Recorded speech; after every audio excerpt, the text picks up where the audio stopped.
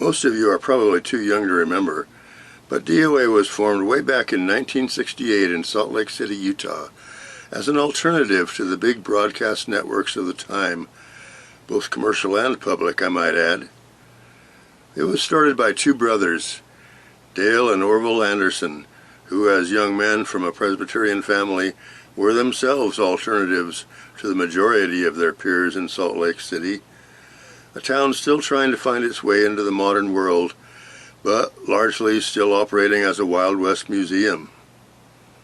Dale and Orville decided that the television networks at that time were stuck between a rock and a hard place,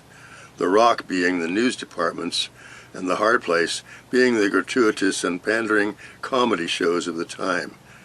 You see, back then news pretty much was the driver of broadcasting, supporting the many entertainment programs which largely served to keep the networks on the air between news broadcasts.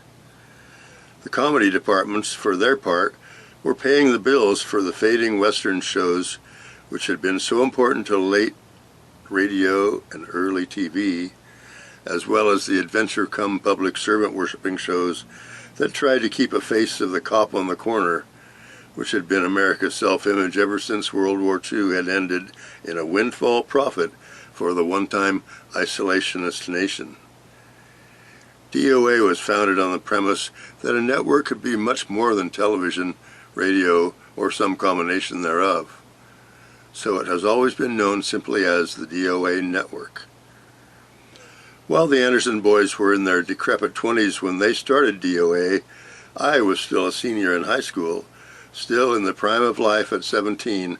when I got hired by the new outfit to head up their literary department starting in the summer of 1970, following my graduation from public school. I was offered this position largely on the basis of having been an editor of a student publication that had been recognized by a national writing school as the best of its kind west of the Rockies that year. By the end of the summer, I had succeeded in getting another 1970 graduate, Chick Utley, hired on as the drama writer. He and I had instantly become best friends while part of a school production of Our Town the year before.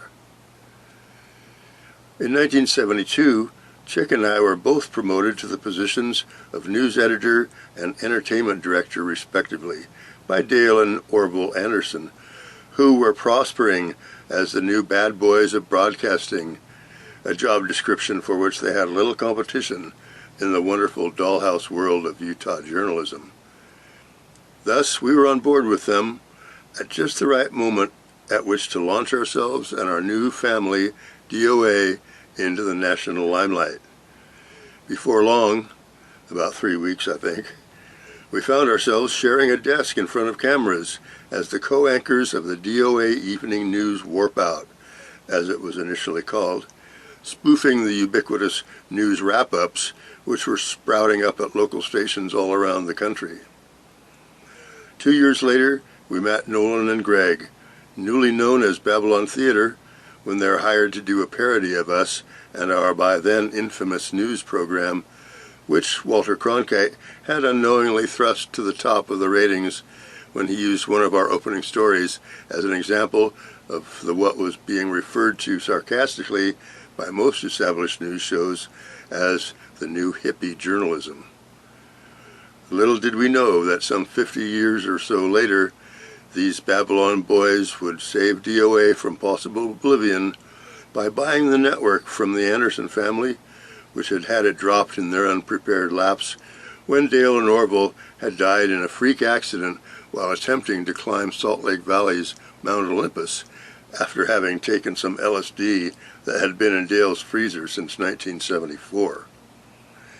Today, Greg and Nolan, who had looked like nothing if not intellectual hippie-type individuals when they portrayed us in 1975, are now signing our paychecks and reminiscing with us about those formative years for all of our careers, back when Salt Lake City was an unlikely venue for barnstorming journalism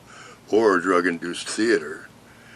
And by the way, in case you hadn't noticed, the name DOA, which many early viewers took to be a comment on the state of America at the end of the 60s,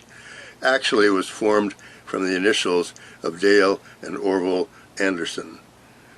one of whom is credited with that first iconic station ID, DOA, where the newscasters give damned odd arguments.